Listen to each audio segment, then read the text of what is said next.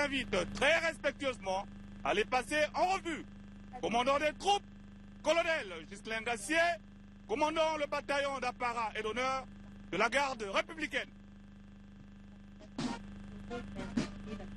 De l'arbre qui est devenu une coutume aujourd'hui. Il était quasiment l'unique chef d'État africain à prendre part à la COP 25.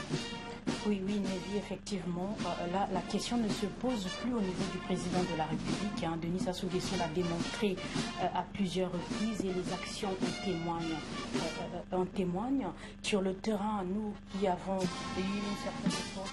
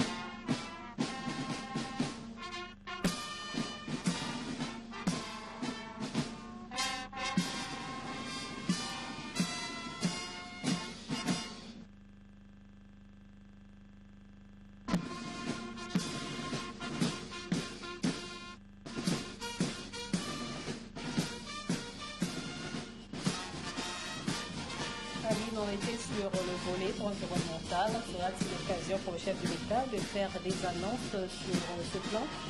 Oui, tout à fait, parce que vous l'avez dit tout à l'heure qu'il était le seul chef d'État à assister, chef d'État africain de l'Afrique centrale, à prendre part à la COP 25. Nous devons savoir que le président, il est le président de la commission climat du bassin du Congo. Donc il était le porte-parole en quelque sorte de l'Afrique sur le domaine du climat et des changements climatiques. Il est allé sur le terrain devant ses pairs du monde plaider la cause de la gestion des forêts du bassin du Congo qui aujourd'hui sont à la recherche d'un financement avec l'instrument financier qui a été créé et annoncé en grande pompe lors de la COP 22 à Marrakech au Maroc, le Fonds bleu pour le bassin du Congo qui jusqu'à aujourd'hui est à la recherche du financement de la part des bailleurs de fonds. Donc le chef de l'État compte en tout cas sur l'engagement de ces partenaires-là qui doivent donner de la voix, donner de la forme à cet instrument qui aidera à la gestion de l'environnement au niveau de l'Afrique centrale. Nous devons savoir aussi que le bassin du Congo regroupe 16 États. C'est pas rien, 16 États avec autant de populations que nous connaissons. Donc dans les projets qui ont été retenus après les études de préfiguration, nous avons environ, on va dire, une centaine de projets qui attendent un financement qui doit être à la hauteur d'environ 5 milliards de dollars. C'est pas rien. Et ça donnera un coup de pouce, un changement. Le président de l'Assemblée nationale reçoit le chef de l'État, Denis Sassou Nguesso. Il y a une jeune dame qui lui revêt un bouquet de fleurs pour lui souhaiter la bienvenue. Ça se voit que c'est un grand jour ici au Palais des Congrès. Aline, l'environnement? Oui, donc le chef de l'État est là donc pour permettre à ce que l'Afrique bénéficie de ce privilège-là. Un privilège, oui, aussi un droit, parce que nous sommes quand même le deuxième poumon écologique mondial. Aujourd'hui, le monde dépend un peu en quelque sorte du bassin du Congo qui regorge des ressources écologiques énormes et très importantes. Je pense aux tourbières, qui sont implantées ou qui sont présentes dans la zone marécageuse du Congo vers le nord du Congo. Tout ça, ce sont en fait des projets qui sont alignés dans le cadre de la réalisation des projets de la Commission climat pour le bassin du Congo qui a pour instrument financier le Fonds bleu pour le bassin du Congo. Mais bien de ajouter quelque chose? Dans le cadre de l'environnement, Madame la directrice de l'information l'a tellement bien dit. Qu'on y reste. J'aimerais plutôt essayer de suppléter encore, mais je ne sais pas si on a encore le temps. Allez-y. Oui, nous disons, dans le message du président. Nous attendons également qu'il décline certainement un peu l'agenda politique national. Nous savons déjà que l'an prochain, nous allons célébrer les 60 ans de l'indépendance de notre pays. Et donc, 60 ans, lui-même, il nous avait déjà convié à une méditation profonde. Et je crois que c'est un moment important. Il a annoncé en août dernier que ce sera célébré avec FAST. Avec FAST. Et puis, nous avons en 2021, nous n'oublions pas, l'élection présidentielle. Donc, 2020, c'est l'année charnière. Et vous voyez que ce message est d'une grande portée parce que c'est l'avant-dernier, comme vous l'avez dit, du quinquennat du chef de l'État. Aurélien Bahari-Kama, actuellement, dans quelques minutes, le président va parler. Et actuellement, il y a les populations de quelques localités du Nord Congo qui vivent une période d'inondation sans pareil. Le président pourrait-il aborder cette question? Nakanisi Apollo Balikambo na likolo yango oyebi ete na mikolo mileki gouvernement na likita lia bango conseil des ministres esalemaki mikolo mileki batalelaki likambo yango mpe badéclaré keke bazone wana ezali bazone sinistré. Ministre mokambi gouvernement abembaki kokende kotala bisika bina elingi koloba ete tata mokonzi ekolo azali kokanisa mingi na bandeko bazali komona pasi lelo ezala mosaka na lukolela na makoti poko bisika biso bampela ekoti nakanisi lokola tata akozanga maloba te atako lelo yo makabo mazali kokende mino mizali kokende mpona kosunga bato bana me mokonzi ya ekolo akozanga liloba te mpona bandeko bana nakanisi. Benasis Gomogomo, les inondations au Nord Congo. Na diambu ya nakunu ya maza mpe na diamsa bayinzo mubanza ti yake diambu mfumu ya isi Denis Sassou Nguesso kebika vena kuzonzila mpamba ve bakuyonzika kalu kutakanu ya baministre ya nswalu samna kutala mutindo kunata bakongolei na mekuba kama na Mosaka makoti popope bizungila yankaka ina ba maza mekunaka mpe mekudiamisa ba inzo samna kutala mutindo ya kunata ba ulusalusu bentalaka yao bonso relé kama mekatuka kutuba yao na ina wandiki kibinu ya premier ministre na bitini na yankwendaka kusala yani mosi imnona meso na ina kele mpasi bakongoleke na kubwabana na ntangu ya kele ndiambu ya nsopolo ya bantangu pe na kutalaka nyoso ina kena kuluta na kati ya babwala ina. La salle est archi-comble, les parlementaires vêtus de leur écharpe sont en poste. Plus que quelques minutes, le président de la séance fera son entrée. Sera suivi du chef de l'État de Sassou Nguesso. Ben Opena, les enjeux économiques seront-ils déclinés dans ce message? Oui, mais comme j'ai commencé déjà à le dire, Lévi Christian, vous savez que sur le plan de la diplomatie économique, le président de la République a fait briller l'étoile du Congo.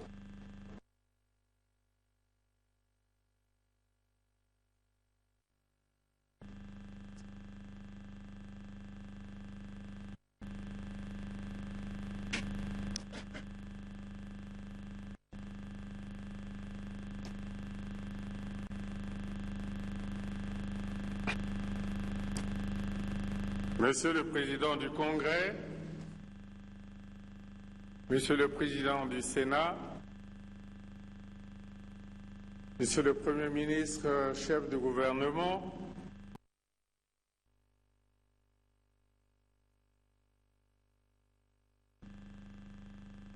Mesdames et Messieurs les parlementaires, Mesdames et Messieurs les ambassadeurs et chefs de mission diplomatique, mes chers compatriotes, la Constitution du 25 octobre 2015 prescrit au président de la République de dresser l'état de la nation à la fin de chaque année devant le Parlement réuni en congrès. Cette disposition constitutionnelle participe du renforcement et de la crédibilité de notre démocratie par un contrôle de l'exécutif par le peuple à travers ses élus. C'est l'occasion indiquée pour partager avec l'ensemble de nos concitoyens les appréciations de notre action, les préoccupations de la marche de notre pays vers le développement et les perspectives pour de nouvelles avancées. M'acquittant de ce devoir, ma compassion profonde et mes pensées les plus émues se tournent du côté de nos compatriotes et des êtres chers qui nous ont quittés en 2019. Cette épreuve n'a guère épargné nos institutions. Je voudrais une fois de plus rendre hommage à la mémoire des parlementaires, des conseillers locaux et autres serviteurs de l'État disparus au cours de cette année qui s'achève. J'exprime également toute ma solidarité aux populations victimes de catastrophes naturelles, inondations, glissements de terrain, coulées de boue, ensablement des habitations, du fait des dérèglements climatiques qui, plus que jamais, représentent un véritable défi planétaire. Face à ces calamités, le gouvernement s'organise dans la mesure du possible pour apporter son assistance afin de gérer au mieux, en fonction de ses modestes ressources, les désastres enregistrés. Devant l'ampleur des sinistres, je lance un appel pressant à la communauté internationale en vue d'un appui pour une réponse plus efficace à la situation humanitaire enregistrée. Pour ces situations désolantes, les solutions ponctuelles devront être relayées par une politique hardie d'aménagement de l'espace urbain et des sites de vie en milieu rural. Loin de tout symbolisme, la journée de l'arbre doit réellement servir à desserrer l'emprise des phénomènes dévastateurs induits par le climat. Au-delà de ces douleurs, notre peuple donne toujours, avec ferveur et abnégation, la preuve de son attachement aux valeurs fondatrices du Congo éternel, en l'occurrence l'unité, le travail et le progrès.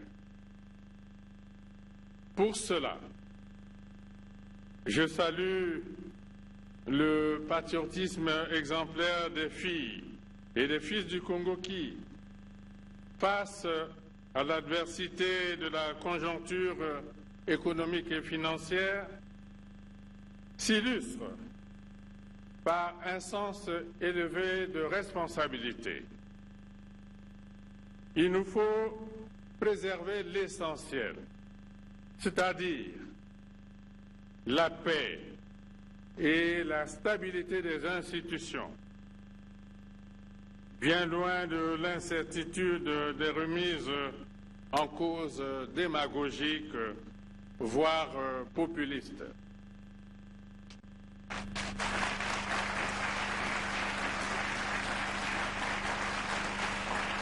Mes chers compatriotes,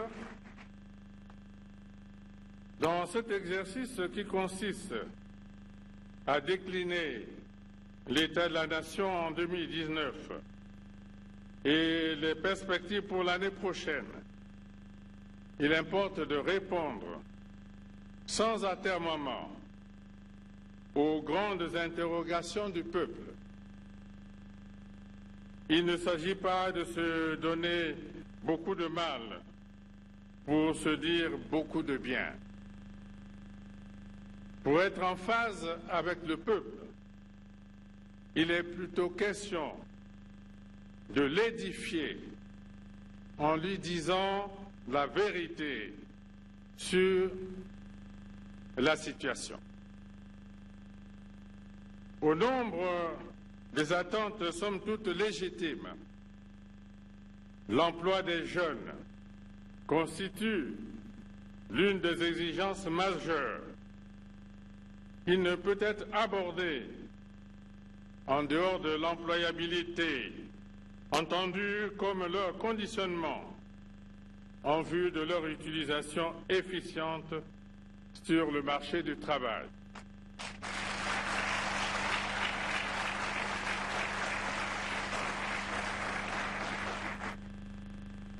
C'est parce que les jeunes constituent plus de 60% de la population et parce qu'ils sont l'avenir du pays que j'aborderai en priorité cette question.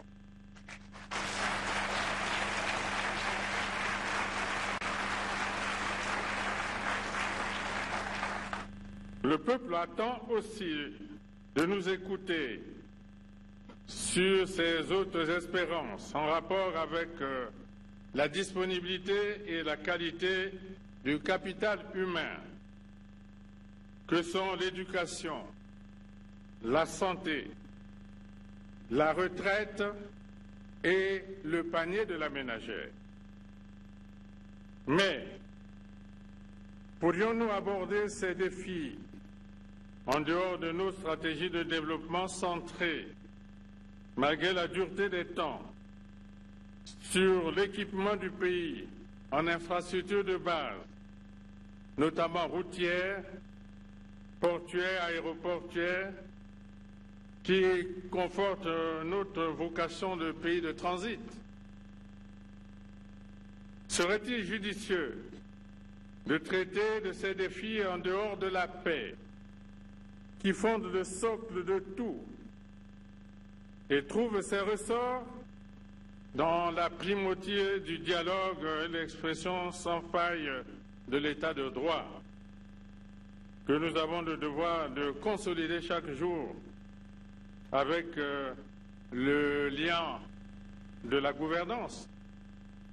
À ce propos, promouvoir l'état de droit nous appelle aussi à engager la réforme de l'État et à soutenir le processus de décentralisation afin de créer et de rendre opérationnel le cadre nécessaire de transfert des compétences vers les collectivités territoriales. Aujourd'hui, cette prescription reconnue par la Constitution se limite encore à un contenu essentiellement administratif du fait des difficultés financières du moment. Notre volonté d'y parvenir demeure intacte et ferme. Elle s'accomplira avec le rétablissement progressif des équilibres macroéconomiques et financiers. Ainsi, le développement local y puisera ses leviers et confortera les fondements de la paix à différents niveaux de la pyramide administrative de notre pays. Aucune ambition n'est possible sans la paix.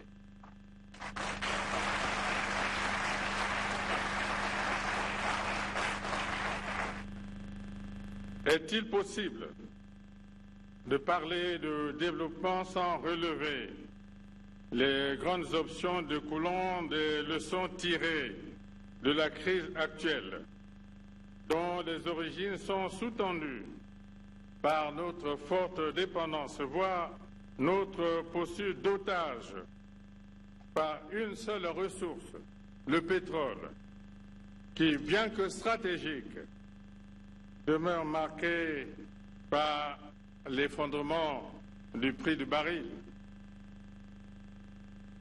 l'évocation de notre action internationale au plan des relations extérieures et de la coopération clôturera le présent message.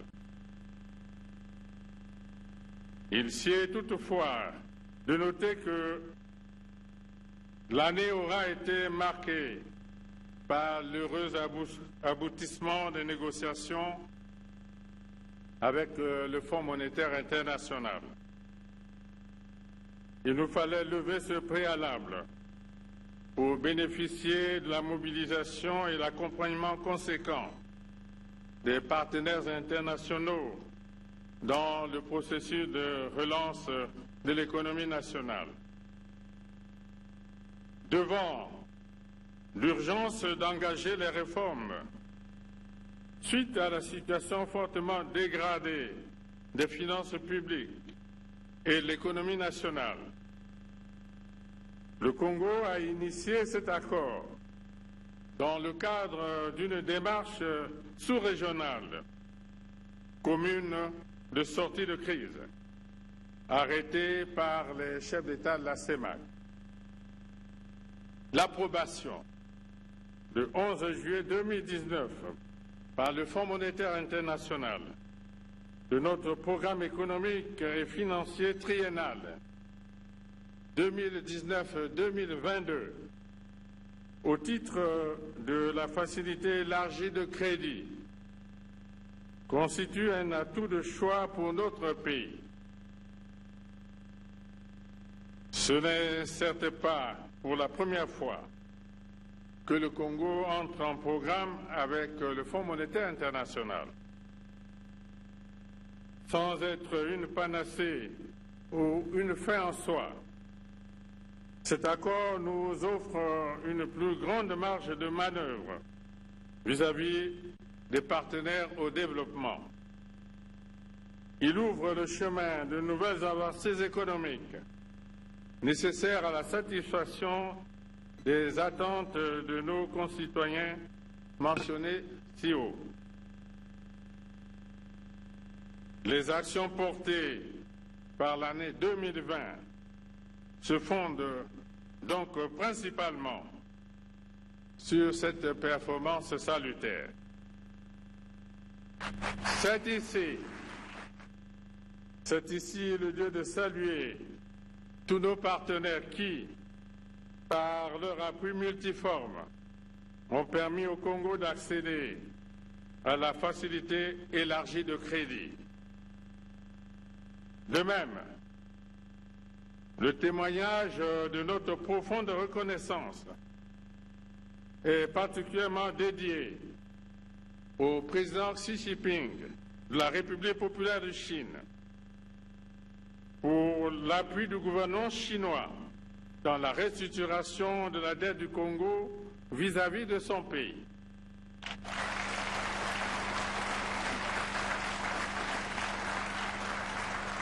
La levée de cette conditionnalité a accéléré l'approbation de notre programme par le Fonds monétaire international.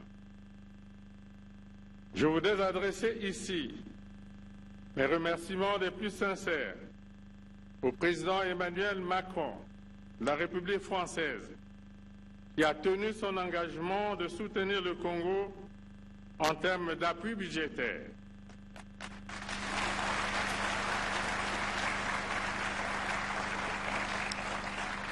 Les procédures pour la mise à disposition de la première tranche de ce soutien financier sont en bonne voie.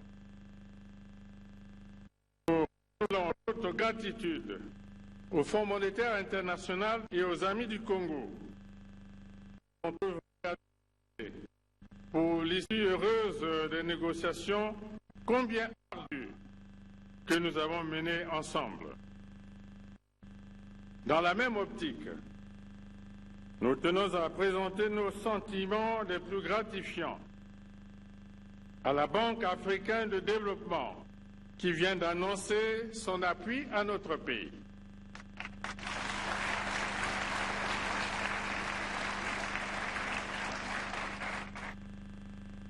Au travers de la dynamique ainsi créée, j'en appelle à la solidarité internationale et à la bienveillante disponibilité de nos autres partenaires pour un accompagnement adéquat des actions de redressement et de relance économique en cours.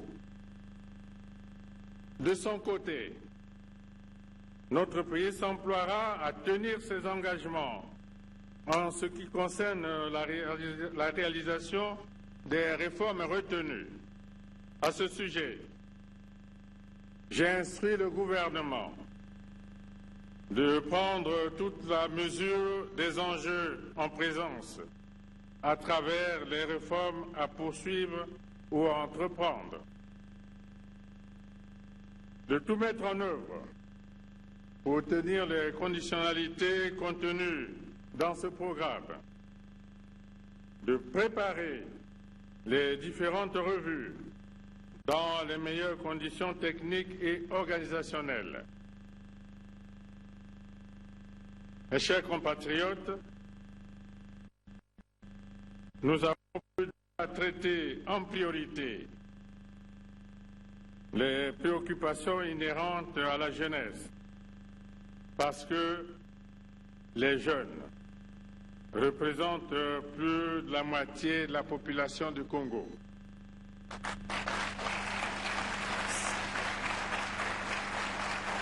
C'est l'avenir.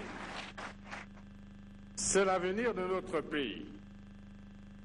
Les jeunes sont appelés à assurer le devenir de notre nation.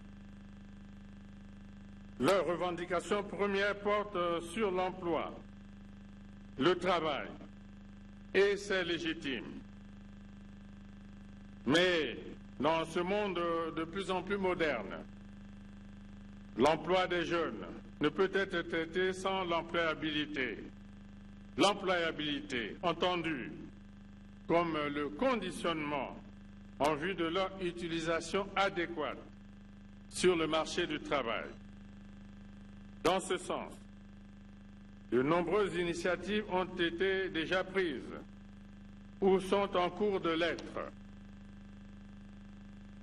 La mise en relief plus affirmée de la formation qualifiante devra désormais renforcer le socle d'une professionnalisation effective de notre système éducatif. Il s'agit d'améliorer la formation par l'apprentissage didactique et utilitaire. La cohérence de cette option avec les besoins d'expertise exprimés par les structures de production des biens et services reste de mise.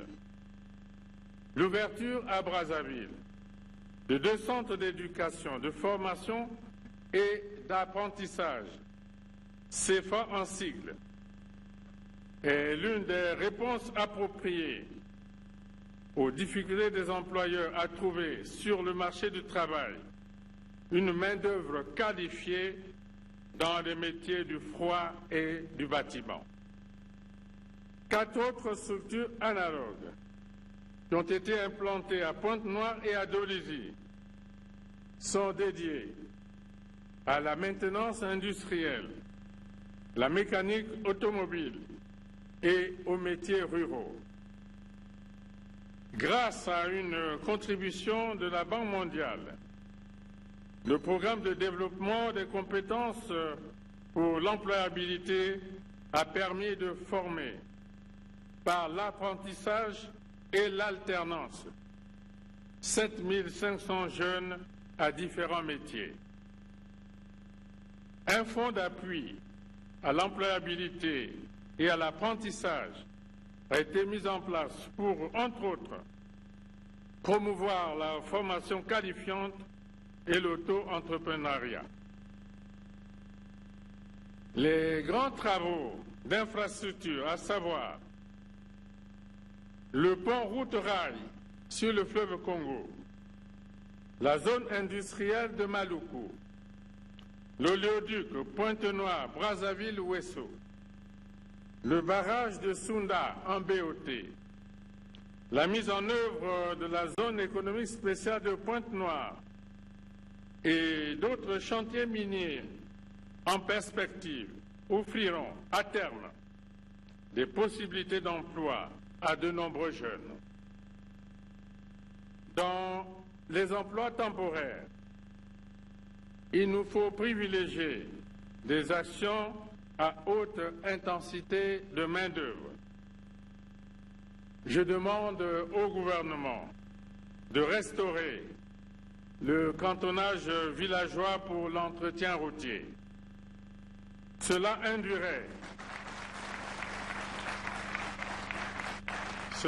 induirait une redistribution substantielle en zone rurale. Par ailleurs, nous disposons à Brazzaville d'une usine neuve de fabrication de pavés. J'invite le gouvernement à s'approprier, en relation avec les mairies de Brazzaville et de Pointe-Noire, une initiative que j'ai eu à explorer à mon niveau, celle du pavage des voiries urbaines en vue de l'utilisation massive des jeunes dans les travaux à haute intensité de main-d'œuvre.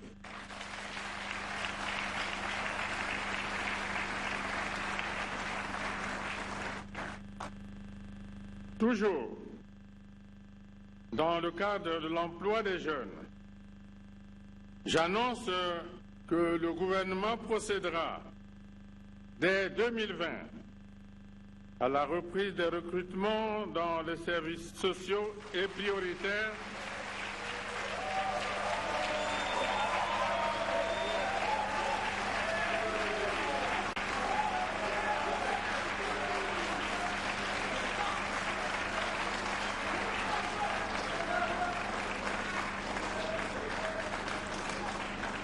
J'annonce donc que le gouvernement procédera dès 2020 à la reprise des recrutements des services sociaux et prioritaires dans l'enseignement en vue d'amorcer l'augmentation et le renouvellement progressif d'un corps enseignant en déficit de formateurs de métiers.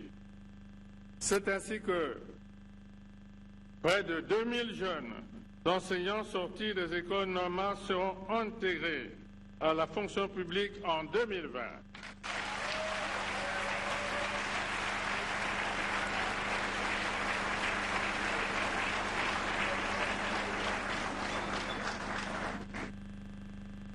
Le gouvernement conduira avec rigueur et équité cette opération pour éviter le recrutement d'une armée de favorisés en lieu et place des enseignants des métiers.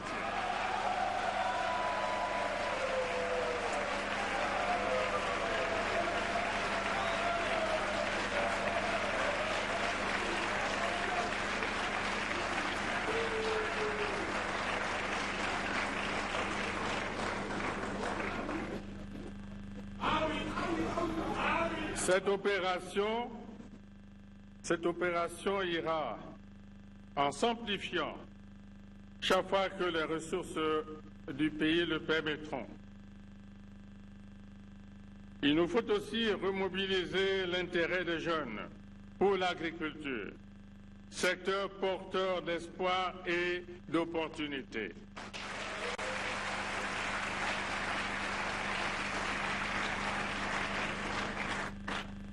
Cependant, en évoquant l'importance de leur poids démographique,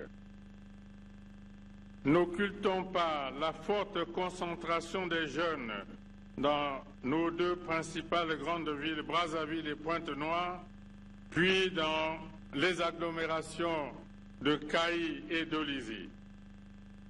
Ils sont également présents en grand nombre dans les chefs-lieux de département et de district, laissant ainsi le reste du pays à l'abandon. L'espoir et les opportunités d'emploi sont là. Il nous faut donc des actifs agricoles.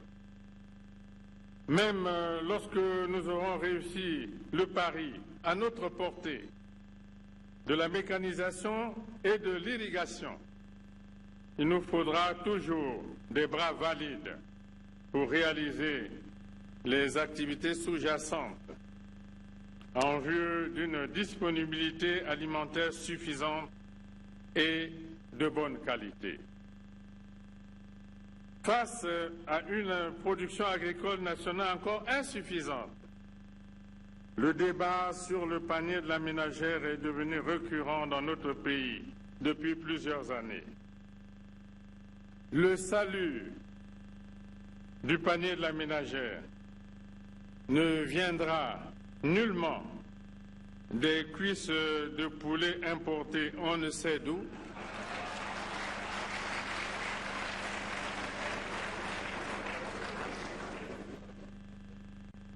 conservées on ne sait dans quelles conditions, gonflées artificiellement aux hormones douteuses.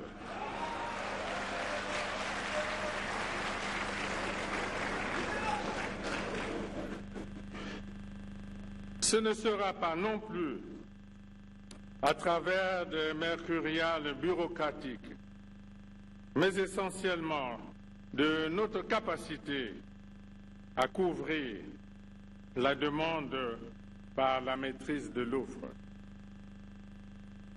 C'est à partir de ce principe classique et bien connu de l'offre et de la demande que se réajusteront les prix des produits alimentaires de base. Les jeunes doivent en prendre conscience, car il s'agit d'un véritable problème de santé qui a des incidences sur la mobilité des populations. S'agissant toujours de la jeunesse, c'est le lieu et le moment de stigmatiser cette forme de délinquance juvénile qui sévit dans les périphéries des grandes agglomérations urbaines. Les bébés noirs, et les koulounas et autres.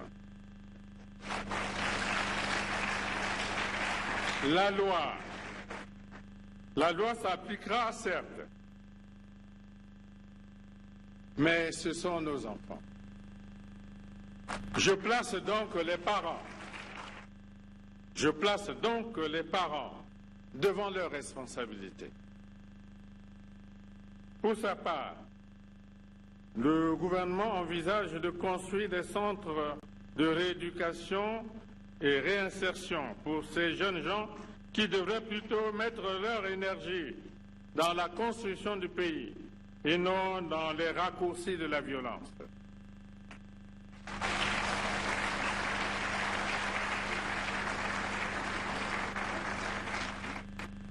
Je rassure le peuple que je n'accepterai pas que la paix, si chèrement acquise, soit mise en danger par la prédation irresponsable de quelques citoyens que ce soit. Mes chers compatriotes, dans notre pays, la demande sociale appelle l'intensification de la lutte contre la pauvreté, le chômage, la marginalisation et l'exclusion. Dans la quête pressante pour des conditions de vie adéquates, il nous faut persévérer dans l'effort afin de répondre aux attentes du peuple.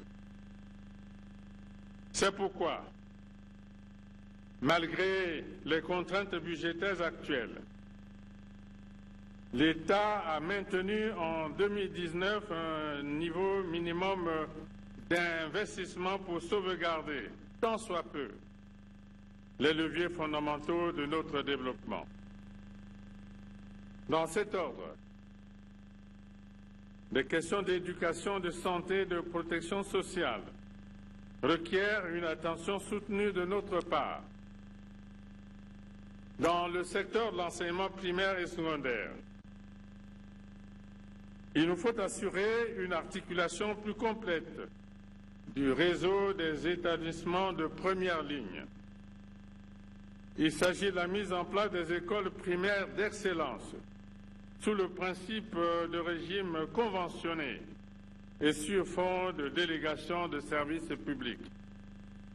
Cette expérience est en cours de réalisation à Brazzaville et en voie de l'être à Pointe-Noire. Cette réforme du secteur de l'enseignement primaire et secondaire est couplée au statut particulier des cadres de l'éducation nationale, récemment adopté. Elle induit des changements profonds dans les modalités de recrutement, de formation et de suivi des cadres de l'enseignement. Sur les cendres de l'école normale des instituteurs et institutrices de Mouyondi sera bientôt érigé un centre national de formation initiale et continue des enseignants. Au sommet de la pyramide de formation, notre système éducatif s'est enrichi de l'université de Kintélé, entité à vocation panafricaine, en situation de pouvoir ouvrir ses premiers modules de formation. L'exigence sociale interpelle aussi l'offre de santé. En 2019, toutes les gratuités en matière de santé ont été maintenues, à savoir les césariennes, les traitements contre le paludisme pour les enfants de 0 à 15 ans et le VIH et SIDA. Grâce à un appui du Fonds mondial de lutte contre le sida, la tuberculose et le paludisme, le Congo a procédé à la distribution gratuite de plus de 3 millions de moustiquaires imprégnés pour baisser la prévalence de ce fléau, cause principale de mortalité dans notre pays. Je demande au gouvernement de procéder à l'évaluation urgente et exhaustive de ces mesures de gratuité afin qu'elles intègrent et soutiennent à terme la mise en œuvre effective de la couverture sanitaire universelle au Congo. Les campagnes de vaccination ont permis de mieux prévenir la rougeole, la rubéole et la poliomyélite. Les maladies non transmissibles, comme les cancers du sein et du col de l'utérus, ont aussi fait l'objet d'une grande action de sensibilisation et de dépistage. La persistance de la maladie à virus Ebola dans notre sous-région a conduit le Congo à valider son plan national de préparation et de riposte et à entreprendre, avec le soutien de la Banque mondiale, la recherche des financements nécessaires. Il reste entendu que la couverture des dépenses de santé demeure encore faible pour les populations. Pour cela, j'avais requis le démarrage, y compris par paliers successifs, de l'assurance maladie dans notre pays. Les instructions ont été renouvelées à l'endroit du gouvernement pour qu'en 2020 soit installée l'unité de préfiguration de ce régime de sécurité sociale en vue de son fonctionnement expérimental. Pour sa part, la question préoccupante du paiement des bourses d'étudiants et des pensions de retraite est la résultante des tensions de trésorerie toujours persistantes. Les efforts en cours devraient permettre de desserrer petit à petit l'étau à travers le relèvement déjà perceptible des agrégats macroéconomique et donc l'amélioration graduelle des finances publiques. Les transferts monétaires opérés dans le cadre du projet Lisungi, système de filets sociaux au bénéfice des ménages et personnes pauvres enrôlés au registre social unique, se poursuivent avec l'appui financier de la Banque mondiale et de l'Agence française de développement. Après le financement de 2193 micro-projets générateurs de revenus dans la zone de Dolisie et Pointe-Noire, la première cohorte de Brazzaville et ses environs, soit 5210 micro-projets, bénéficieront des ressources nécessaires. Pour la partie nord du pays, 2080 micro-projets sont en cours d'approbation en vue de leur financement. Le passage à l'échelle de ce projet, qui figure parmi les mesures du programme triennal avec le Fonds monétaire international, reste soumis à la disponibilité des financements requis. De son côté, le monde du travail devrait profiter ou tirer profit des effets induits par l'application des dispositions préconisées dans le cadre du programme avec le Fonds monétaire international. Dans cette optique, il me soit permis de souligner le rôle clé des infrastructures de base, surtout celui des voies de transport terrestre, dans notre marche vers le développement. La route Obuya, Bunji, Okoyo, frontière du Gabon, offre à notre pays la possibilité de valoriser son rôle central dans la trame du réseau routier sous-régional. De même, la mise en service imminente de la route Keta, Sembe, Swanké, Ntam, frontière du Cameroun, renforcera le socle de l'intégration sous-régionale grâce à la jonction par voie terrestre du Congo et du Cameroun. À partir de Pokola, dans le département de la Sanga, une route lourde en terre stabilisée relie à présent les localités de Niélé et de Bétou dans le département de la Likwala à la frontière avec la République centrafricaine. De la sorte, le réseau routier national permet désormais de traverser notre territoire du sud au nord sur plus de 1400 km de la localité de Tchamanzassi, frontière à la République d'Angola par l'enclave du Cabinda, à celle de Bétou dans le département de la Likwala.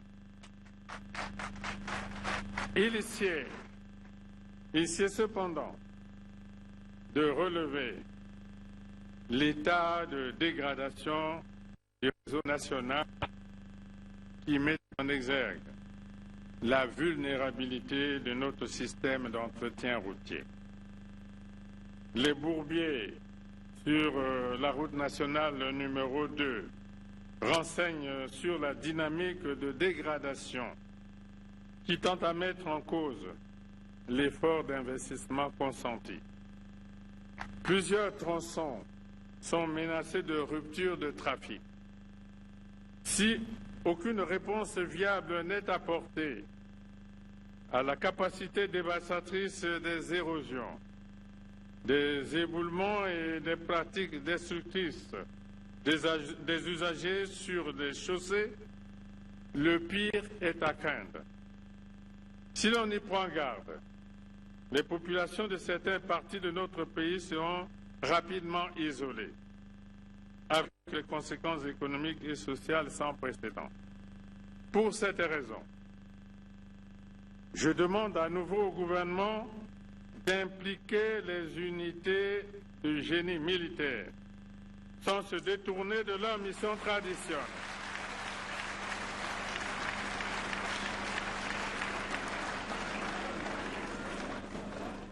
Pour cette raison, je demande à nouveau au gouvernement d'impliquer les unités du génie militaire qui, sans se détourner de leur mission traditionnelle, sont appelés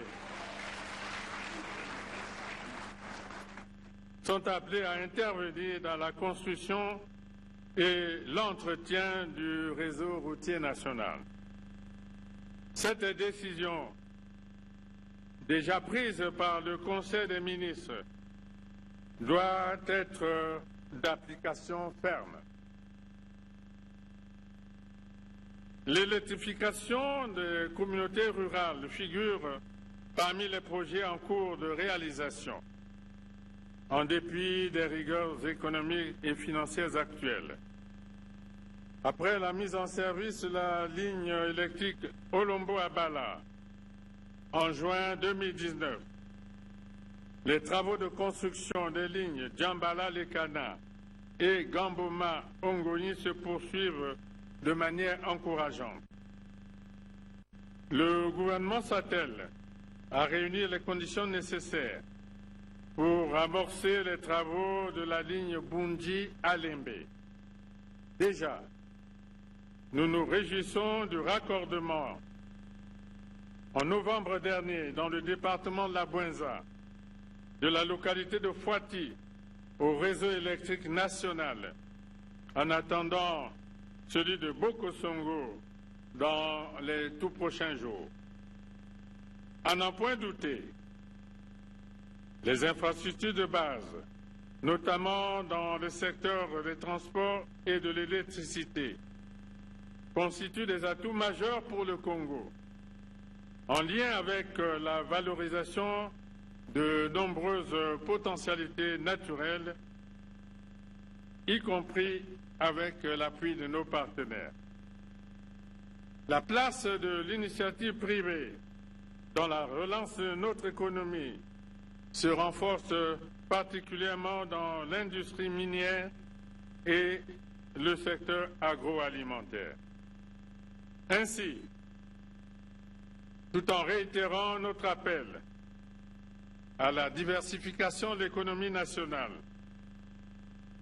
nous nous sommes réjouis de l'annonce faite le 10 août 2019 à Oyo par la société PEPA sur la mise en évidence des réserves de pétrole de qualité dans la partie nord du pays, grâce aux travaux d'exploration menés au titre du permis Ngoki. L'intérêt grandissant de l'investissement direct étranger pour le Congo s'est aussi révélé cette année avec l'inauguration récente de l'usine de polymétaux de la société de recherche et d'exploitation minière Soremi à Fouati. D'autres investissements privés de grande envergure ont été effectués dans notre pays, tels la cimenterie de Mindouli avec le groupe Diamond Cement, de l'exploitation du fer de Mayoko avec l'entreprise Sapo, de la minoterie de la Société des Grands Moulins du Phare, des Grands Moulins du Kwilu, du quartz raffiné et de la verrerie par 2 sociétés chinoises à Kintele. La force d'attraction du Congo a été confirmée par l'accueil de plusieurs délégations étrangères en visite économique et commerciale. Dans cet ordre, l'amélioration du climat des affaires est un segment de la bonne gouvernance. La lutte contre les antivaleurs ne peut que contribuer de manière significative au renforcement tant espéré du climat des affaires au Congo. nos ambitions de développement ne sauraient prospérer sans un environnement d'affaires dépouillé et préservé de tout acte de corruption, de concussion et de fraude. C'est pourquoi, une fois de plus, j'enjoins le gouvernement de prendre des initiatives audacieuses et vigoureuses visant des réformes à impact mesurable à court, moyen et long terme en matière d'affermissement du climat des affaires. Au-delà des principes diplomatiques classiques, l'image de marque et la crédibilité de notre pays en termes de coopération et de partenariat avec d'autres États dépend aussi de la qualité de l'environnement des affaires du fait de la mondialisation. Pour une articulation harmonieuse de ces dynamiques structurantes en présence, il a été prévu la création de 4 zones économiques spéciales. Pour l'une d'elles, à implanter à Pointe-Noire,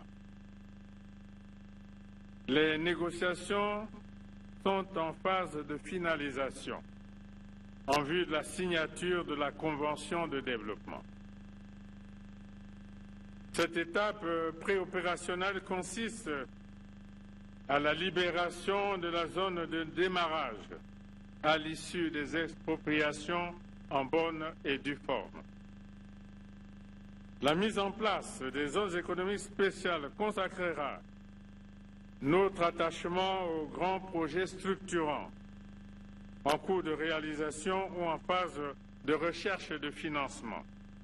Il s'agit notamment de la 3e turbine de la centrale électrique du Congo, du barrage hydroélectrique de Sunda, du pont route-rail entre Brazzaville et Kinshasa, de la 3e phase de la fibre optique des télécommunications avec, entre autres, le passage de l'analogique au numérique. La revue de toutes ces actions augure d'un horizon rassurant pour notre pays, en lien avec la sortie de crise et la poursuite de sa marche vers le développement. Mais ces ambitions seront vaines sans la paix. Mes chers compatriotes, la paix a toujours été notre credo, car nous en connaissons le prix. Ici ou dans d'autres pays où nous avons été mis à contribution dans le cadre de la recherche de solutions aux conflits. Sous nos yeux monte une génération de milliers de jeunes Congolais de moins de 30 ans. Ils n'ont pas connu les violences des années 90, ce qui, de toute évidence, éloigne notre pays des sombres et tristes souvenirs de cette douloureuse séquence de notre histoire moderne. Pourtant, nous avons l'impérieux devoir, sans remuer le couteau dans les plaies, de les instruire sur ce que nous avons vécu, afin de les aider à mieux intérioriser l'importance et les bienfaits de la paix. Il est déplorable que des hommes politiques, et pas des moindres, s'ingénient à inculquer dans les milieux jeunes, par réseaux sociaux interposés, des allégories dénotant un certain cynisme du genre. On a faim, on ne mange pas la paix. À l'évidence, à l'évidence, on ne mange pas la paix, mais on mange mieux en paix et dans la paix.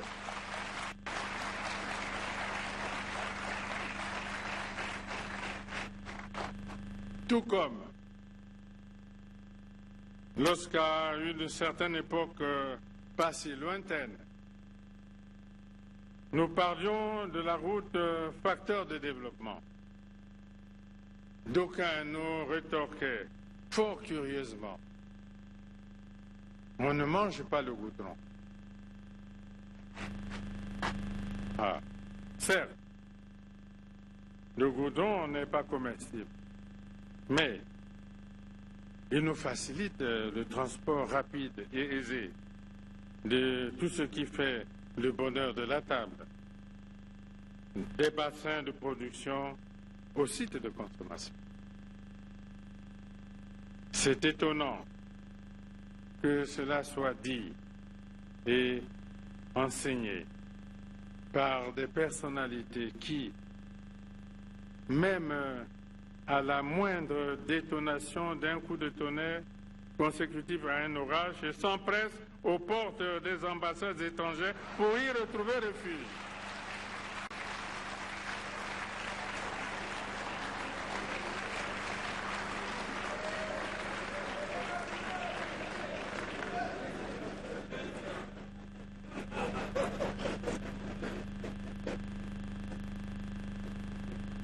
À défaut, ils se ruent sur les réseaux Internet pour chercher des appartements en vente à travers le monde. Pourtant, on n'est jamais mieux que chez soi.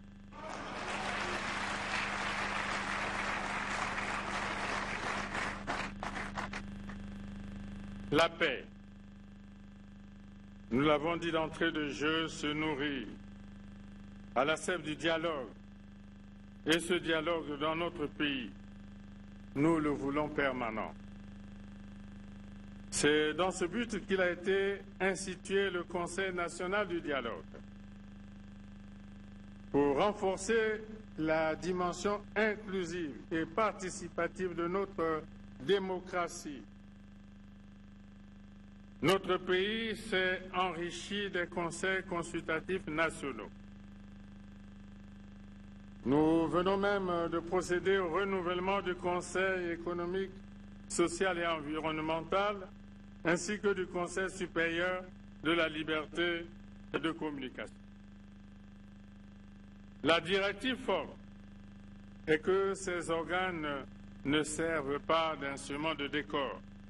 J'enjoins le gouvernement de prendre, dans les meilleurs délais, des textes d'application des lois organiques portant organisation, composition et fonctionnement de ces conseils. Mobiliser, en dépit des tensions de trésorerie, un minimum de moyens financiers pour permettre à ces institutions de remplir leur mission. Pour résoudre les conflits du travail, il existe le Comité national du dialogue social, regroupant tous les représentants du monde du travail. Bref, le dialogue est une réalité permanente. Sinon, comment aurions-nous trouvé une issue à la crise socio-politique dans le département de Poul? En l'absence d'échanges à travers un dialogue, la signature, le 23 décembre 2017 à Kinkala, d'un accord de cessez-le-feu et de cessation des hostilités. Devant l'épreuve, le peuple sait toujours se solidariser pour aller à l'assaut de la difficulté. C'est autant dire que le dialogue ne doit pas seulement être vu à travers le fourre-tout des grandes messes. N'oublions pas aussi que les crises sociopolitiques les plus sanglantes de notre histoire moderne ont eu lieu au lendemain du grand exorcisme de 1991, au cours duquel le maître mot était pourtant la tolérance, tandis que l'un des commandements de Dieu était même érigé en devise « Tu ne tueras point ». Cet exorcisme national a même été complété par une cérémonie inédite de lavement de mains. L'histoire nous en dira davantage. Dialogue fécond, oui, mais toujours dans la méthode telle que le définit le préambule de notre Constitution. Fervent partisan de la gestion participative de la cité, jamais je ne fermerai la porte du pays au dialogue.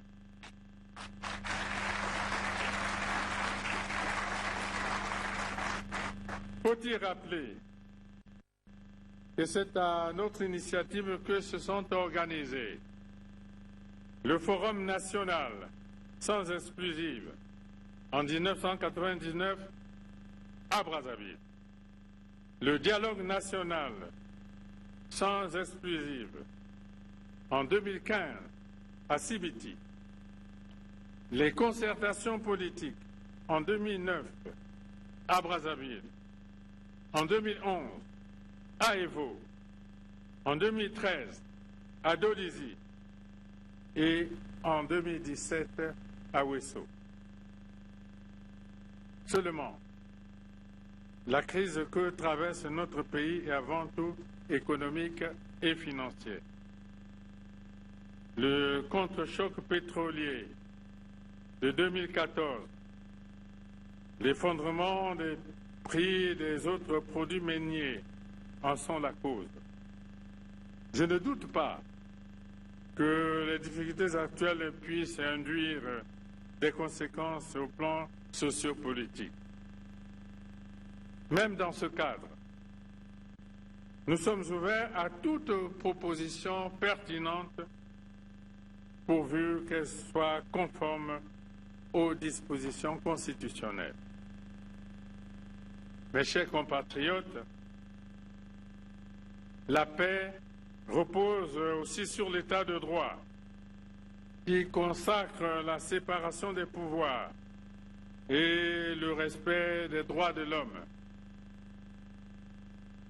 Notre justice se veut indépendante. Les magistrats officient et prononcent leur verdict au nom du peuple congolais. L'évocation de certains repères le confirme à suffisance. En rappel, les résultats du passage de notre pays à l'examen périodique universel du Conseil des droits de l'homme des Nations Unies en novembre 2018 à Genève sont incontestables. Pour la troisième fois consécutive depuis 2009, le Congo s'est soumis magistralement à cette évaluation tant redoutée par les nations du monde. Que l'on porte ou non la République du Congo, les résultats librement annoncés par les instances internationales sont bel et bien ceux-là. Qui peut laisser croire que le respect des valeurs universelles liées aux droits intangibles de la personne humaine n'est pas une préoccupation pour le gouvernement? À l'instar d'autres pays, le Congo a ratifié et adhéré aux instruments juridiques significatifs en matière notamment le deuxième protocole facultatif se rapportant au pacte international relatif aux droits civils et politiques visant à abolir la peine de mort. Le protocole facultatif se rapportant à la Convention contre la torture et les autres peines ou traitements cruels inhumains ou dégradants. La Convention contre la criminalité transnationale organisée et les 3 protocoles s'y rapportant. La promulgation de la loi portant lutte contre la traite des personnes et la publication de la série de décrets d'application de la loi portant promotion et protection des droits des populations autochtones participent de la même volonté politique de promouvoir par là, les droits humains dans notre pays. Qui peut laisser croire que la promotion des droits humains ne constitue pas un engagement politique dans notre pays au regard de la réinstallation du bureau de la Commission nationale des droits de l'homme après quelques années de vacances? De même, la mise en place du cadre d'échange et de dialogue signé entre le gouvernement, les organisations non gouvernementales et les associations de droits de l'homme pour, en l'occurrence, encourager les bonnes pratiques dans ce domaine ne participe-t-elle pas de notre engagement irréversible dans la protection des droits de l'homme? L'armature juridique dans notre pays donne la possibilité à tous nos compatriotes victimes de violations de libertés individuelles et collectives ou de droits humains de faire recours à la loi pour défendre et faire valoir leurs droits. L'esprit républicain nous commande de respecter notre justice en tant que régulatrice de l'état de droit. Notre Constitution garantit en son titre 2 la liberté d'expression, la liberté de pensée, la liberté de culte. Sinon, que de détenus n'aurions-nous si l'on devait prendre en compte la cabale médiatique d'une rare violence faite de dénigrement et de calomnie menée gratuitement par certains organes de la presse écrite nationale contre le président de la République, contre les institutions, contre la famille présidentielle, au détriment de toute déontologie professionnelle. Au Congo, comme dans d'autres pays du monde, les hommes politiques sont jugés régulièrement et détenus pour des délits de droit commun. Cela ne fait pas pour autant d'eux des prisonniers politiques ou des prisonniers d'opinion. Ne faisons pas ici de l'amalgame inutile. L'étiquette d'homme politique ne confère ni immunité systématique, ni exonération quelconque pour faute commise.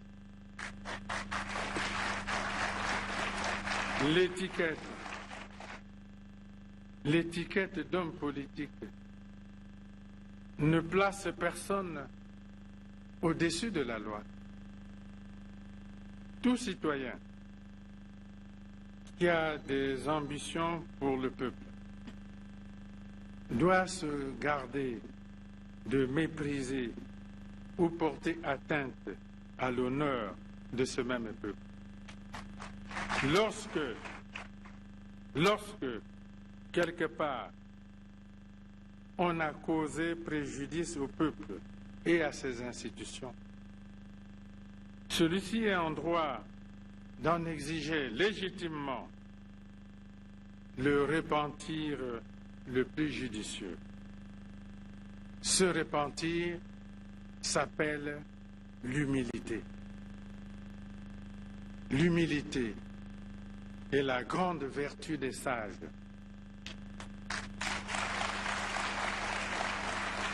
Je dis bien, l'humilité est la grande vertu des sages. L'humilité est la sagesse des grands. Alors, je nous invite, je dis bien nous, à l'humilité.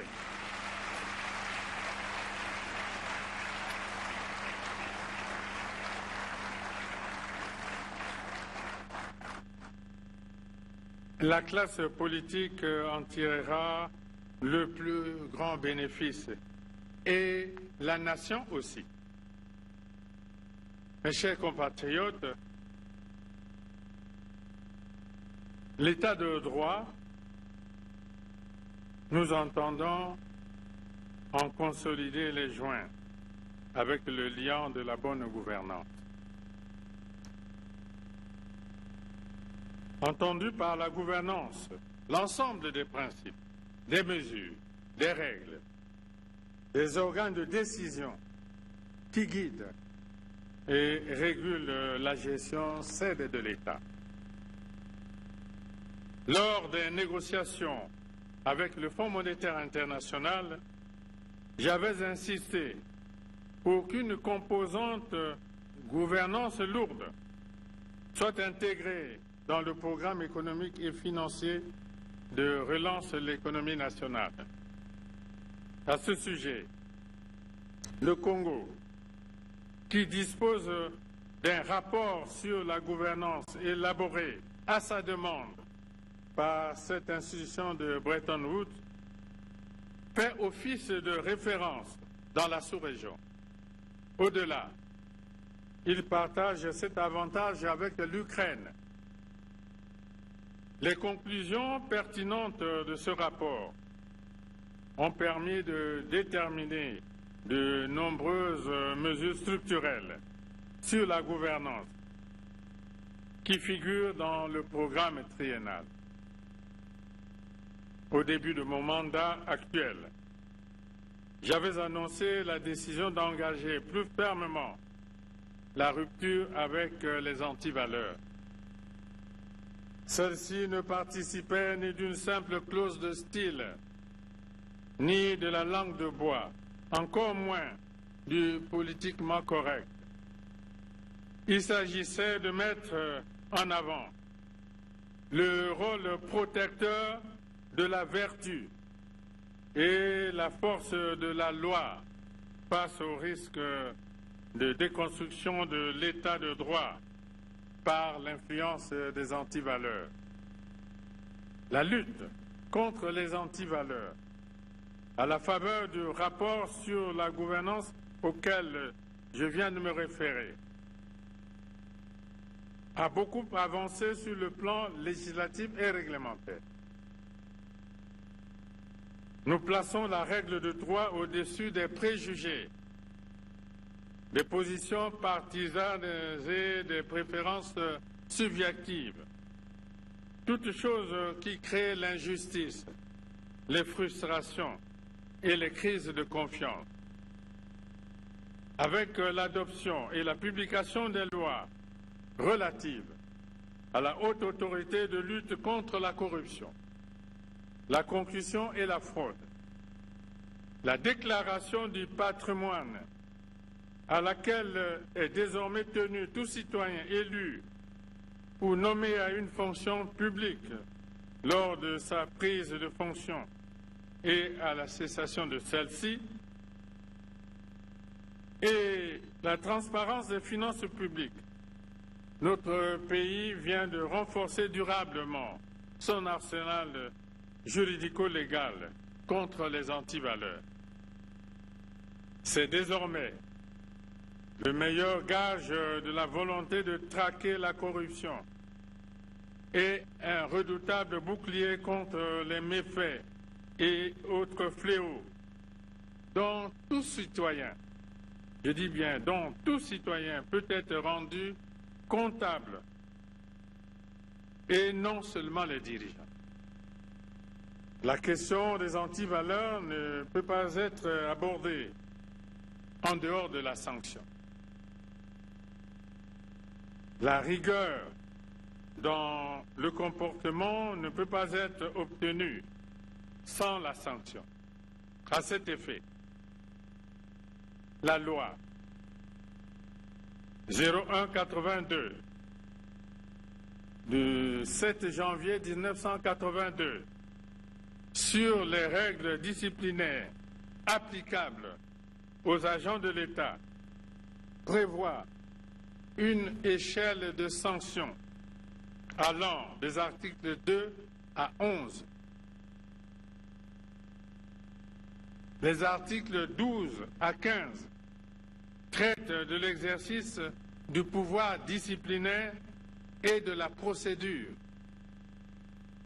Et mieux, le statut général de la fonction publique, une loi datée du 14 janvier 1989, en son chapitre 3, traite du régime disciplinaire.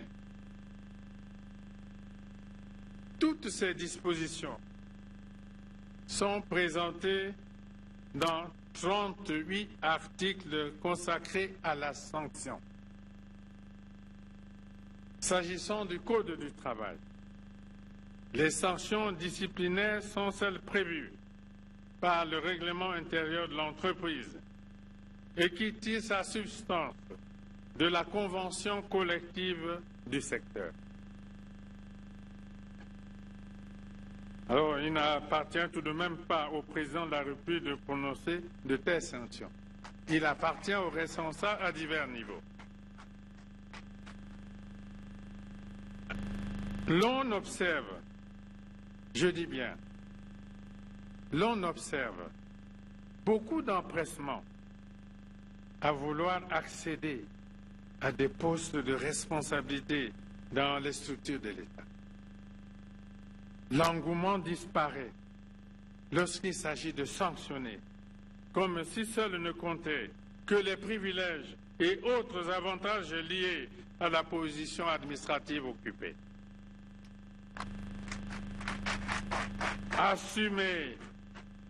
Assumer des fonctions appelle, dans certaines circonstances, des décisions disciplinaires à prendre et à faire appliquer. Ceux qui veulent diriger en restant innocents n'ont pas leur place là où ils se trouvent.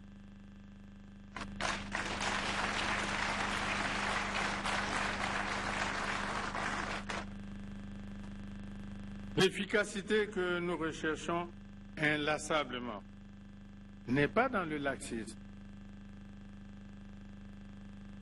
Quand on veut toujours, je dis toujours, on veut toujours se faire applaudir, alors il faut aller ailleurs.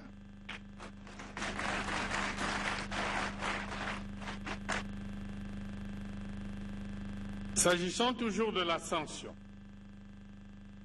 la grande interrogation aujourd'hui, c'est plutôt celle de savoir comment, au terme d'une introspection objective, chacun s'est auto-sanctionné en tant qu'agent économique.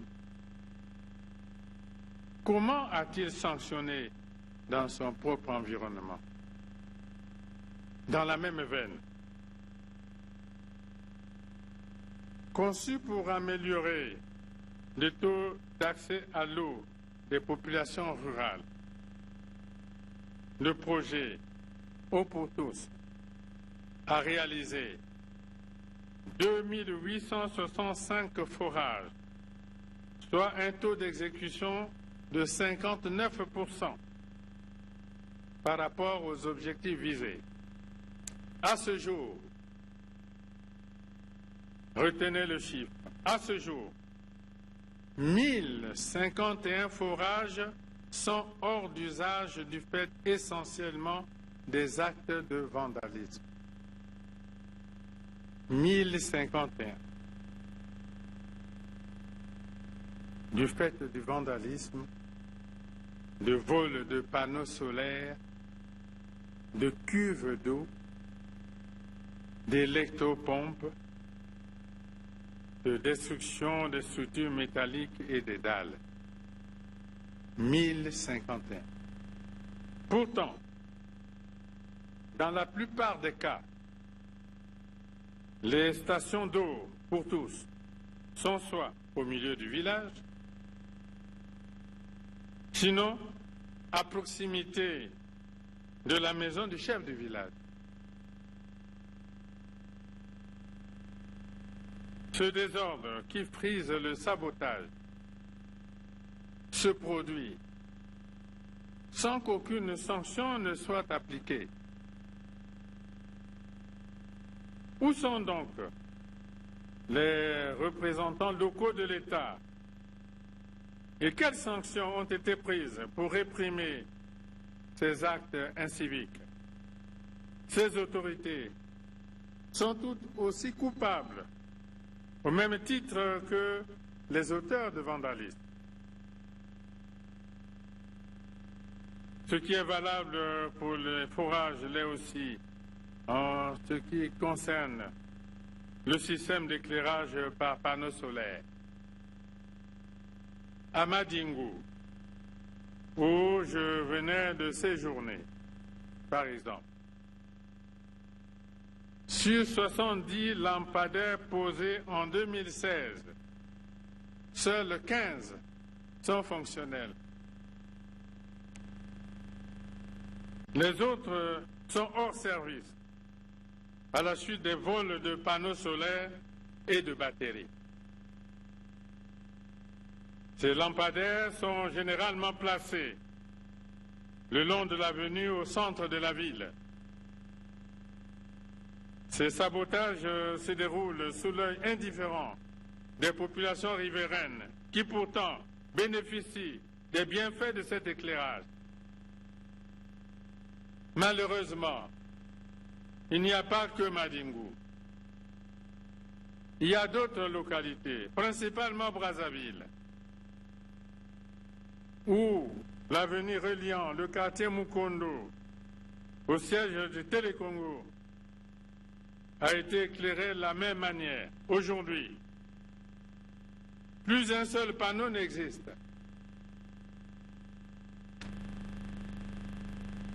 L'université et le complexe sportif de Kintele ont également fait l'objet d'actes graves de vandalisme,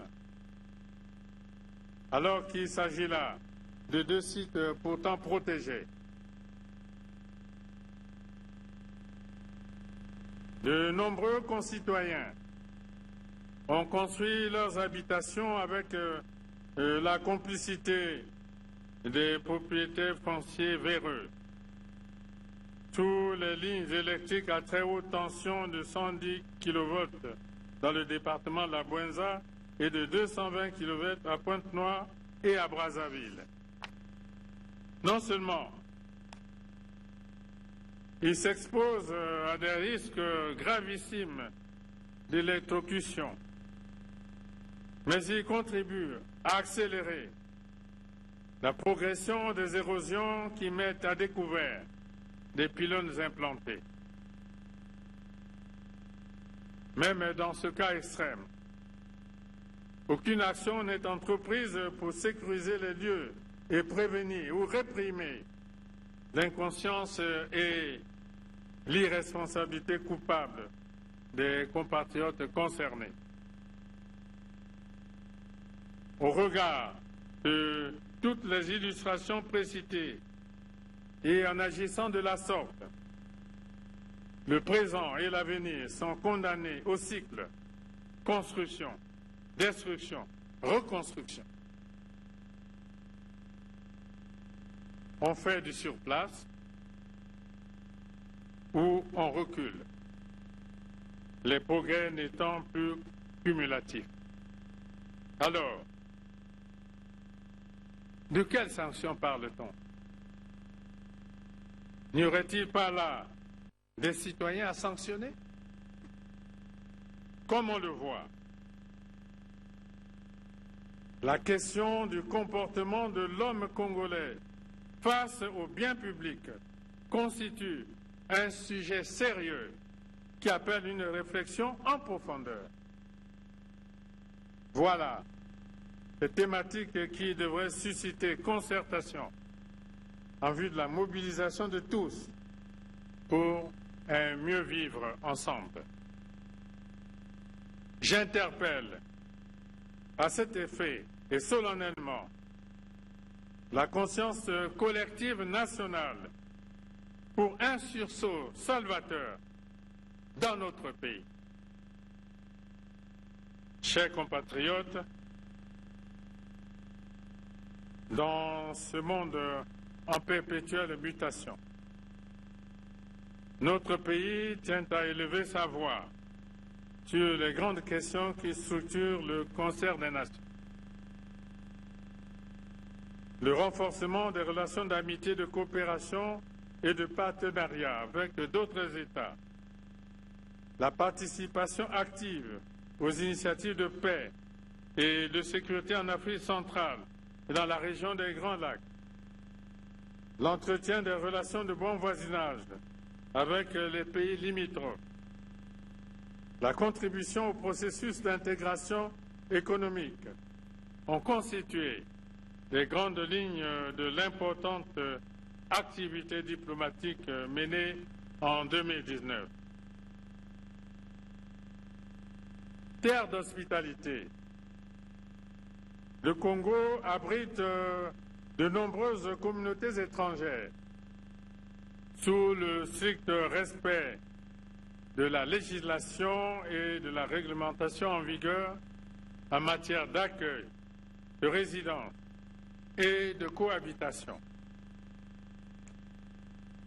En concertation avec les autorités des pays d'origine et le Haut Commissariat des Nations Unies pour les réfugiés, le Congo a procédé au rapatriement volontaire de 88 834 ressortissants de la République centrafricaine et de la République démocratique du Congo.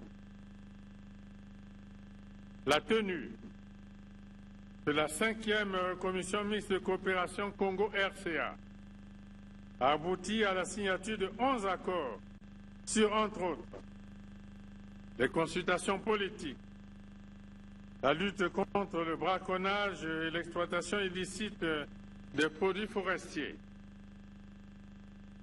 Le Congo a quitté honorablement de ses mandats à la tête de la CIRGEL et du comité de haut niveau de l'Union africaine sur la Libye.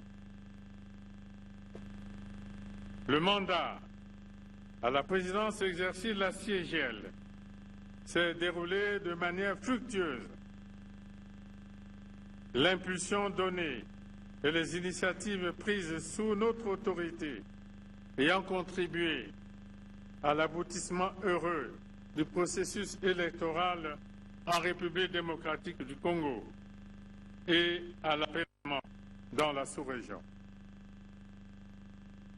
Aucun effort n'a été ménagé à notre niveau dans le sens d'un retour de la Libye à la paix et à la stabilité.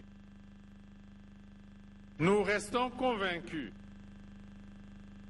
qu'une harmonisation des vues et des actions entre l'Union africaine et les Nations unies permettra de parvenir à une sortie de crise.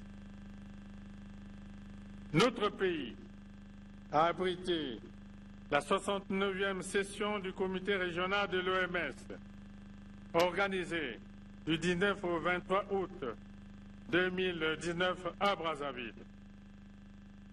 De même, notre ville capitale a accueilli la 5e édition du Forum Investir en Afrique, du 10 au 12 septembre 2019, sur l'éloquent thème de tirer parti des partenariats pour promouvoir la diversification économique et la création d'emplois dans les économies africaines.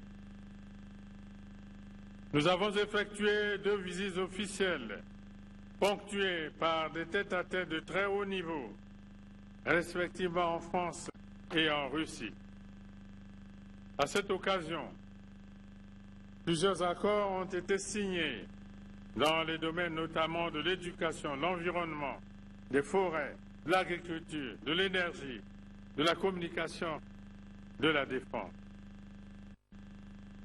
Le président Vladimir Poutine de la Fédération de Russie nous a fait l'honneur de nous adresser à la Douma d'État pour réaffirmer la densité des relations d'amitié et de coopération existant entre nos 2 pays.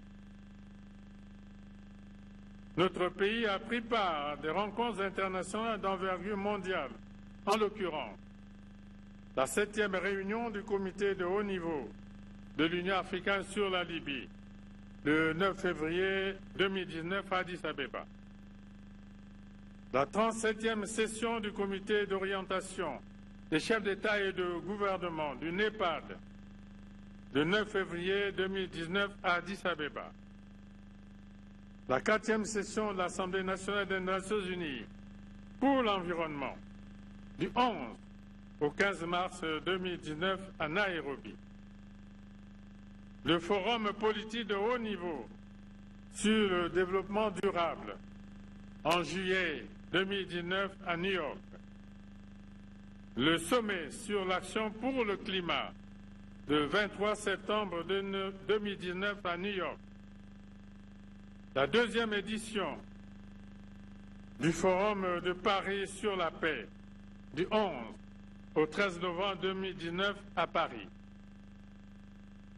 La 6e édition du Forum international de Dakar sur la paix et la sécurité en Afrique, les 18 et 19 novembre 2019.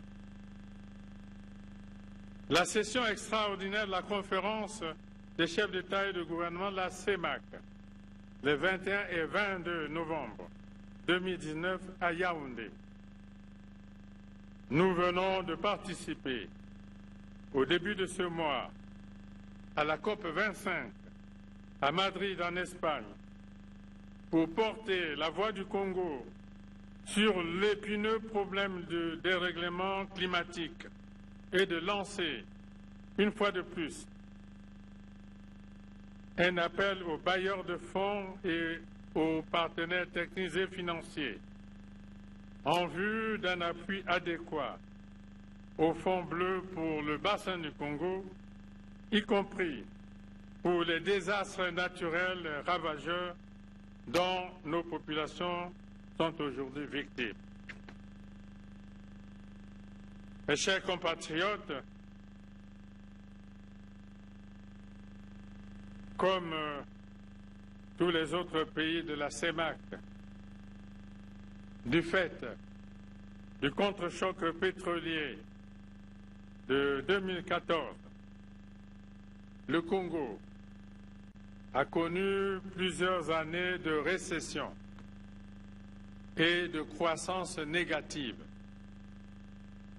avec un taux de moins 2,7% en 2017, moins 2,7% en 2017.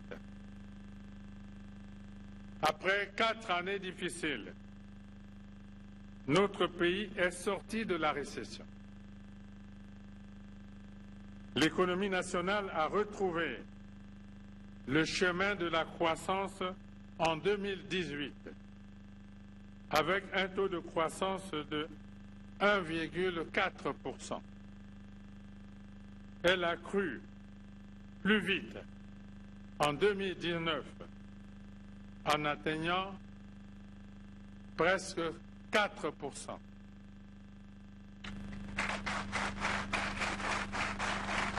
Le taux d'inflation est inférieur à la norme communautaire fixé à 3%. Les progrès accomplis sont incontestables et prometteurs. Le pire n'est donc pas chez nous. À la différence des années précédentes, notre pays présente un panorama mieux orienté pour poursuivre, avec courage et détermination, l'œuvre de retour aux équilibres fondamentaux et de relance de l'économie nationale. Les agrégats macroéconomiques l'affichent clairement. Comme on le voit, plus que jamais, l'espoir est permis. L'essentiel étant de consolider la paix par le dialogue constructif dans l'unité, le travail et le progrès.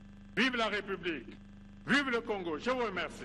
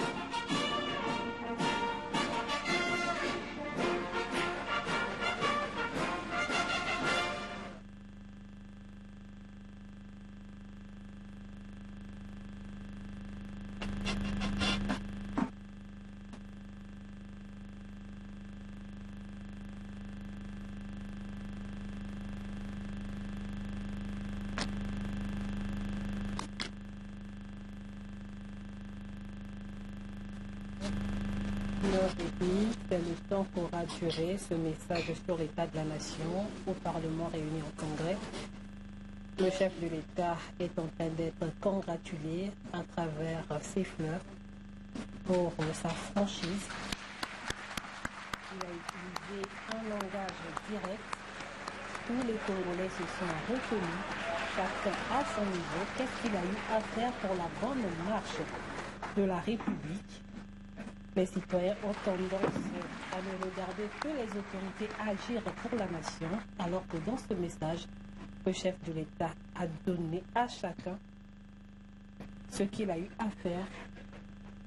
Ce message, on peut le thématiser ainsi. Il y a la paix, la santé, Excellence, le panier de la ménagère. Monsieur le Président de la République, Monsieur le Président du Sénat, Monsieur le Premier ministre, chef du gouvernement, Mesdames et Messieurs les membres du gouvernement, Excellences, Mesdames et Messieurs les ambassadeurs et chefs de mission diplomatiques et les organisations internationales, Monsieur le chef le chef de file de l'opposition, Mesdames et Messieurs les congressistes, distingués invités en vos grades et qualités, Mesdames, Messieurs, Monsieur le Président, le message sur l'état de la nation que vous venez d'adresser en toute transparence au peuple congolais nous rassure autant qu'il n'aura plus d'espérance. L'espérance de savoir que le peuple congolais a placé sa confiance en un homme d'action, un homme d'honneur et de parole, qui a toujours dit ce qu'il fait et fait ce qu'il dit. L'espérance aussi de comprendre que vous avez fait du redressement de la situation économique de notre pays la mère de toutes les batailles. On vous a vu à l'ouvrage dans les batailles d'hier, on vous voit à l'ouvrage dans les batailles d'aujourd'hui, on veut certainement vous voir à l'ouvrage dans les batailles de demain. Somme toute, 2019 aura été l'année du retour de l'espoir. En fait, Monsieur le Président, qu'avons-nous appris au terme de votre adresse? Nous avons appris que malgré le temps qui passe, vous restez l'homme des paris difficiles, pour ne pas dire l'homme des défis complexes, et cela transparaît à chaque mot, à chaque phrase et à chaque ligne de votre adresse.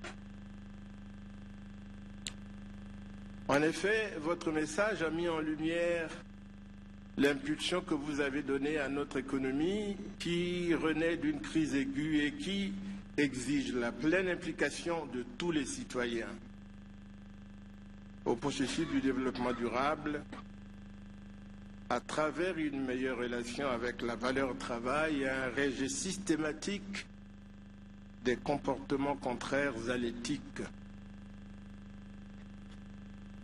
Nous avons compris que le leader que les Congolais se sont donné en 2016 est un chef au devant de tous les combats. Combat pour la paix, combat pour la sécurité, combat pour la cohésion nationale, mais aussi combat pour la diversification de l'économie, la création des emplois des jeunes, l'amélioration de la qualité de l'enseignement, combat pour la formation qualifiante et professionnelle, combat pour une diplomatie dynamique, combat pour l'unification du territoire et le désenclavement, une meilleure offre de soins de santé, l'amélioration de la qualité de vie du peuple. Le moins que l'on puisse dire, et ce n'est pas une clause de style, croyez-moi, Monsieur le Président, les choses s'arrangent peu à peu, même si le plus dur reste à faire. Tenez, après tant d'années de loyaux services, de nombreux compatriotes retraités et qui avaient vécu de longs mois de désespoir viennent de retrouver enfin le goût de vivre en percevant leur première pension. Ce soulagement du peuple des retraités, Monsieur le Président, devrait se poursuivre à meilleure fréquence. Nous tenons à saluer l'accord de facilité, de crédit élargi que le gouvernement vient de signer avec le Fonds monétaire international, en dépit des menées subversives des ennemis de la République qui ont tenu à compromettre l'heureux dénouement que le peuple a su apprécier à sa juste valeur. l'on sait votre apport plus que décisif dans cette victoire de la République. Assurément, nous sommes sur la bonne voie. Les planètes sont en train de s'aligner pour notre beau pays, n'en déplaise aux esprits chagrins. Quand le pessimiste se plaint du vent, l'optimiste attend que le vent tourne. Le leader a ajusté les voiles. Cette assertion est d'une bonne âme. Le processus du traitement de la dette intérieure devait aboutir sous peu à un début d'appurement. Les paiements des autres soldes et accessoires devaient connaître une amélioration significative. C'est conforme aux promesses que vous avez eues à faire en ces lieux. Néanmoins, il convient de reconnaître que ce combat demande à la fois du temps, vous l'avez dit, de la patience, mais en même temps de la sérénité, de l'engagement, de l'abnégation. Monsieur le Président, nous avons appris, même si on le savait déjà, que vous êtes un leader qui a fait du développement et du progrès de son pays la priorité des priorités. Un brillant penseur a dit, un leader est une personne qui connaît le chemin, emprunte le chemin et montre le chemin. Vous n'avez eu de cesse de montrer le chemin. Tantôt il a pris les couleurs chatoyantes de la nouvelle espérance. Tantôt il a revêtu les habits neufs du chemin d'avenir. Tantôt il est apparu sur le visage de la marche vers le développement pour aller toujours plus loin. L'on aperçoit d'ici, émergeant des brouillards épais de l'effort continu, la cité de l'émergence. En somme, votre passion pour le Congo n'a pris aucune ride et votre ambition à faire du Congo un pays émergent demeure ferme et inflexible. Votre sens profond de la justice sociale vous pousse encore et toujours vers l'édification d'une société équitable et fraternelle.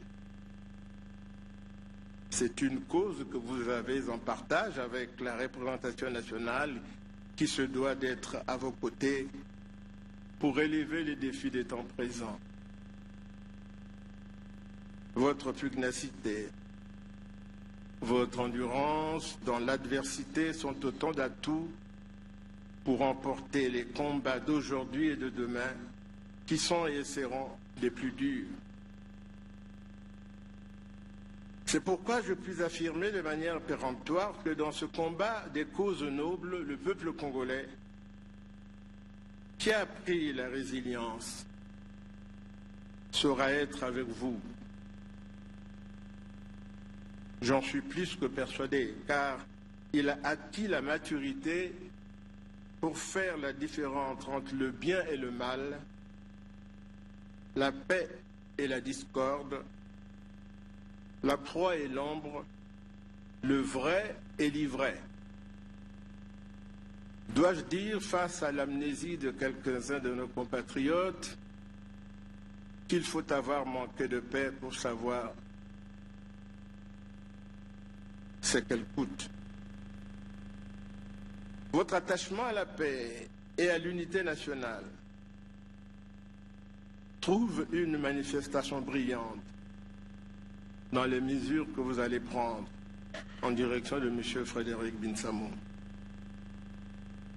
Les parlementaires m'ont chargé de vous dire leur impatience de voir s'ouvrir les portes de l'université Denis Sassou Nguesso. Nous tenons ici à saluer le projet Lissungui qui est en marche. Nous tenons ici aussi à saluer la décision bien opportune du gouvernement de la République de verdir nos cités pour lutter contre les érosions qui font des dégâts énormes. Mais cette décision doit être complétée par un service d'aménagement urbain des plus hardis. Les parlementaires ici présents qui ont tiré les utiles leçons de l'histoire récente partagent votre ambition pour un pays que vous voulez toujours plus prospère et toujours plus fort et vont relayer votre message auprès de leurs mandants en s'appropriant les challenges de l'année 2020. Au nom de tous les congressistes, je saisis cette occasion solennelle pour vous souhaiter, Monsieur le Président de la République, nos vœux de santé, de bonheur, de prospérité et de longévité pour l'année 2020. Sur ces mots, Monsieur le Président, avec honneur et plaisir, je prends acte de votre message sur l'état de la nation devant le Parlement réuni en congrès et je déclare close la séance plénière du Parlement réuni en congrès. Je vous remercie.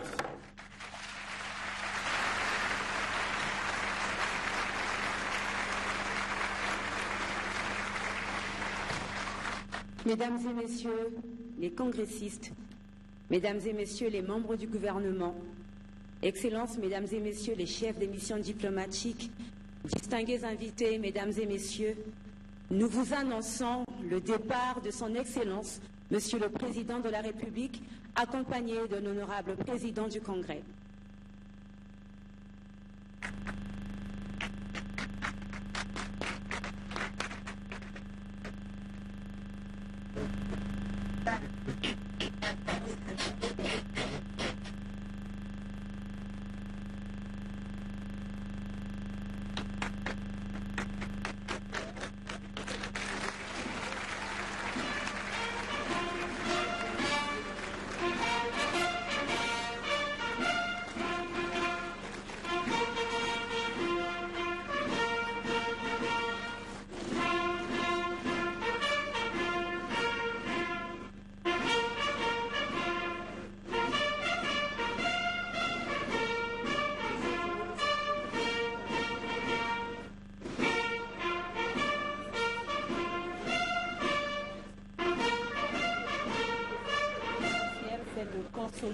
Une photo de famille est prévue sur le perron du Palais des Congrès entre son Excellence, Monsieur le Président de la République et tous les parlementaires. Les autres invités sont priés respectueusement de patienter dans la...